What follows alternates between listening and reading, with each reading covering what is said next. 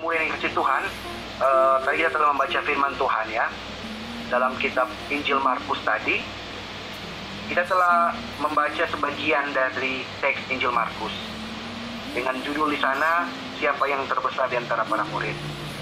Kalau kita mau mengkaji tentang perjalanan kehidupan Yesus pada waktu itu, mereka mengalami berbagai macam ya naik turun pasang surut kehidupan Yesus dan murid-muridnya.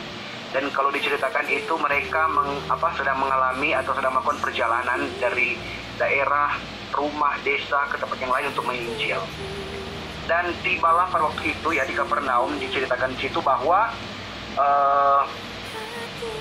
ada percakapan di tengah-tengah situ. Jadi bagaimana kalau orang mau bahasakan ya, sementara bajalang gotek ini murid-murid ada cerita ya, cerita. Kalau orang Manado bilang ada sementara buku-buku ambe. Apa yang mereka perdebatkan, apa yang mereka perguncingkan pada waktu mereka dalam perjalanan.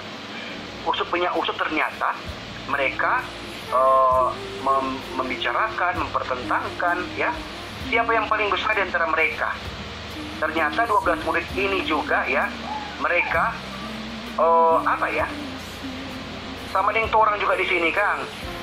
Seikutin Tuhan ya, tapi mereka mau hal yang tidak terlalu menjadi esensi malah diperdebatkan dalam perjalanan mereka. Siapa yang paling terbesar, siapa yang paling terkemuka dan sebagainya. Nah, judul renungan pada malam hari ini adalah rendah hati. Teman-teman pemuda, dalam perjalanan kehidupan mereka pada waktu itu, mereka memperebutkan atau mempertengkarkan yang paling utama. Nah, pada waktu itu mereka sementara berbincang-bincang, Yesus menegur mereka bahwa apa yang mau dibilang, apa yang sementara mau diperbincangkan, apa yang sementara kalian perguncingkan dalam percakapan ketika dalam perjalanan. Tuhan langsung mengetahui apa isi hati mereka, apa isi pikiran mereka. Ternyata mereka mempertengkarkan siapa yang paling terbesar di antara mereka.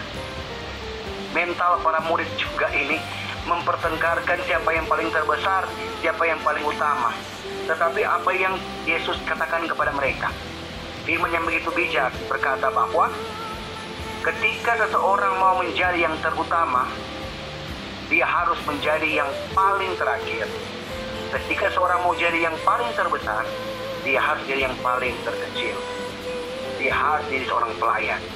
Itulah inti dari kerendahan hati. Bahwa ketika orang memiliki kerendahan hati, dia tidak akan tidak ada egosentris ya, tidak ada mengutamakan dirinya sendiri, tapi dia akan mengutamakan kepentingan banyak orang. Meskipun dia berkorban dan terluka, dia tidak akan mementingkan dirinya sendiri, akan mencari keuntungan untuk dirinya sendiri, tapi dia akan berkorban untuk orang lain, untuk domba-dombanya.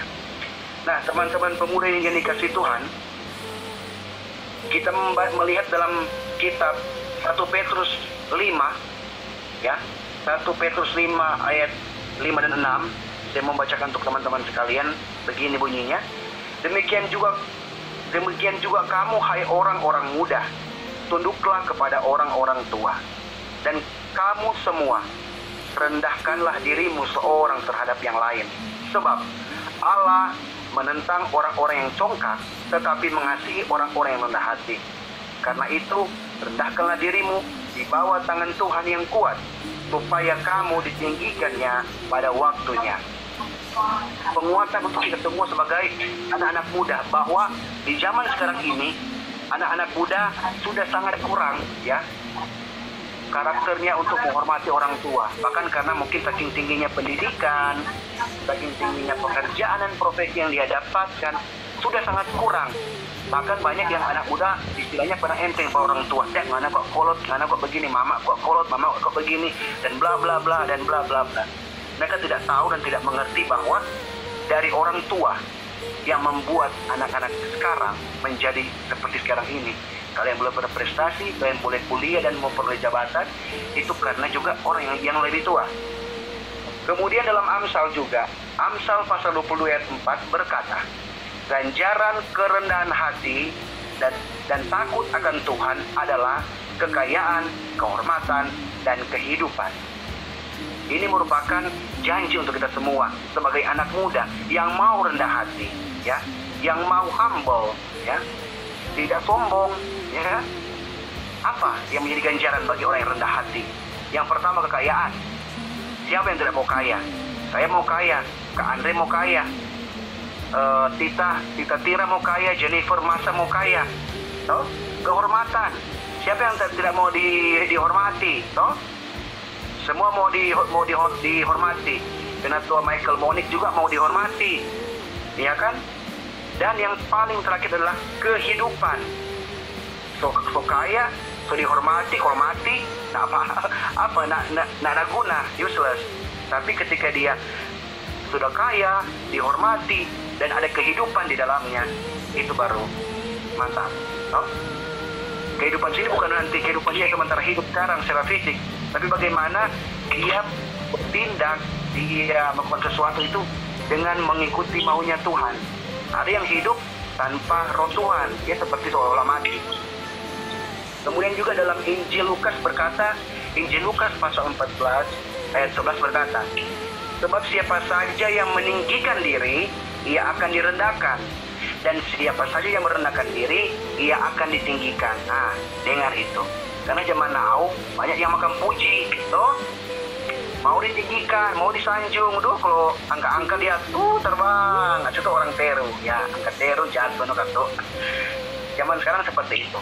Anak-anak muda gampang di-flash. Tuh, digoda. Akhirnya tergoda lah. Dan apa yang terjadi? Jatuh.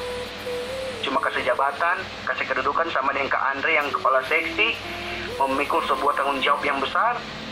Ada godaan, korupsi juga tuh dana ini, korupsi juga tuh dana itu. Toh, nanti mau dapat ini. Atau bos bilang, Pak Andre, tolong ini, kalau Pak Andre PPTK, tolong tanda akan SPJ ini. SPJ kegiatan 200 juta. Padahal tuh SPJ itu tidak dibikin atau fiktif. Tapi atasan bilang nanti kita setengah pangana 100 pangana. Oh kok Kak Andre le, oh iya gila doi. Tanda tangan Jo, sudah kelar cair. Akhirnya BPK datang audit penjara saya. Jadi begitu. Banyak yang disanjung, ditinggikan, akhirnya dia jatuh sendiri. Karena apa? Karena mereka tidak merasa puas dengan apa yang mereka miliki. And then next, Filipi pasal 2 ayat 6 sampai 9. Ini ayat referensi untuk kita semua supaya kita tetap mempertahankan kerendahan hati kita. Ini Rasul Paulus yang mengatakan, ini dia lihat Tuhan Yesus ya, dan Tuhan Yesus yang walaupun dalam rupa Allah tidak menganggap kesetaraan dengan Allah itu sebagai milik yang harus dipertahankan, melainkan telah mengosongkan dirinya sendiri dan mengambil rupa seorang hamba dan menjadi sama dengan manusia, dan dalam keadaan sebagai manusia ia telah merendahkan dirinya dan taat sampai mati, bahkan sampai mati di kayu salib. Itulah sebabnya Allah sangat meninggikan dia dan mengaruniakan kepadanya nama di atas segala nama. Mau tidak orang Tuhan karuniakan nama di atas segala nama? Sedangkan jatuh orang di tempat kerja bos hanya sayang-sayang, orang so bahagia sekali. Di tempat sekolah, di tempat kuliah, dosen pembimbing sayang sekali, orang so terbang orang. So, apalagi ini Tuhan sayang, Allah sayang, mengaruniakan kepada kita nama di atas segala nama. So, bantar nih kalau pena lagi yo, Kak Andre calon kata berikut. Bantar kalau Kak Andre itu bagus-bagus toh, dipromosikan toh, enak toh itu. Gimana itu Kak Andre? No comment. Kemudian tinggal 2 referensi ya. Amsal 28 ayat 13. Siapa menyembunyikan pelanggarannya tidak akan beruntung, tetapi siapa yang mengakuinya akan disayangi. Kemudian di ayat 12, tinggi hati mendahului kehancuran, tetapi kerendahan hati mendahului kehormatan. Itu beberapa ayat yang saya kutip untuk kita semua, untuk menjadi refleksi kepada kita sebagai anak muda, untuk supaya kita tetap rendah hati ya, tetap humble apapun profesi kita. Ataupun kalau kita merasa diri kita ini ya kita gua maaf nih, kita kasih yang gua hitam, kita kasih yang gua agak gode toh, kita kan gak gode orang, cuma contoh yang ini agak gode, kita aja bagaimana jam minder, jam malam. Jangan seperti itu. Apapun kita, apapun yang ada dalam diri kita, mau kita hitam, mau kita keribu, mau kita pendek, mau kita apa, Tuhan mengasihi kita, ya. Tuhan menyayangi kita. Tuhan mengaruniakan kepada kita sesuatu hal yang besar nantinya. Jadi jangan pernah buang mutiara, berlian yang berharga untuk sesuatu yang tidak pasti. Karena zaman sekarang kita akan diperhadapkan dengan berbagai macam tawaran dunia. Ya, anak muda zaman sekarang kita akan diperhadapkan dengan tawaran dunia yang begitu menggiurkan.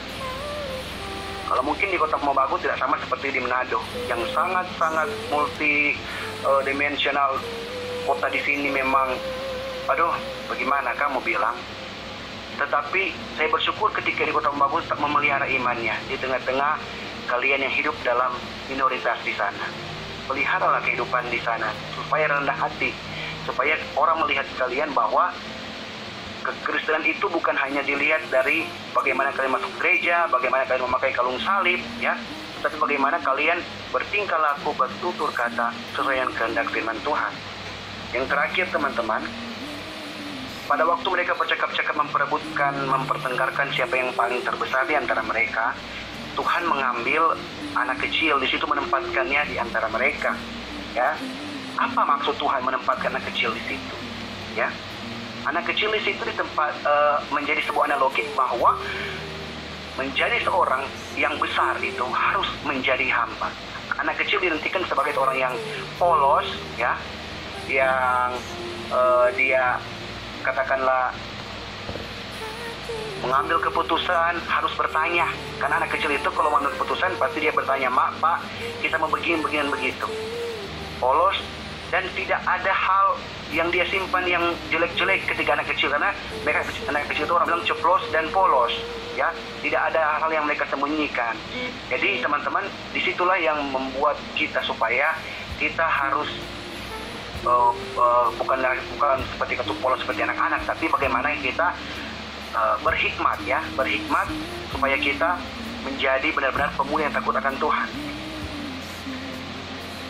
Kemudian pesan saya yang terakhir, ya, untuk teman-teman pemuda, orang yang memiliki kerendahan hati, ya, dia ada dua hal yang dia harus punya ketika dia disebut orang yang rendah hati. Yang pertama, maukah kita, beranikah kita mengakui kesalahan kita?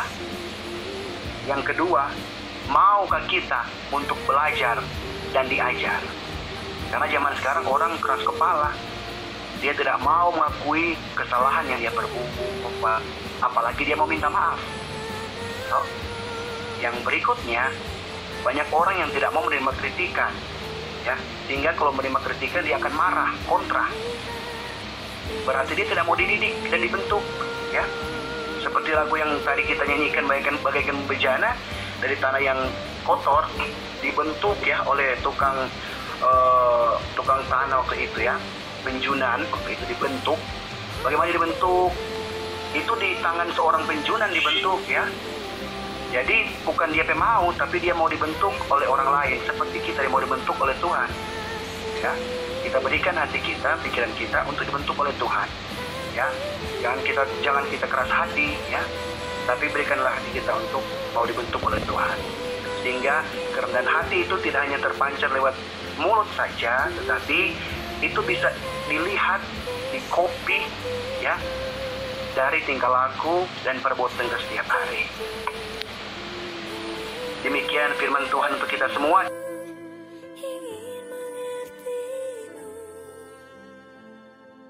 Tuhan, kau lihat,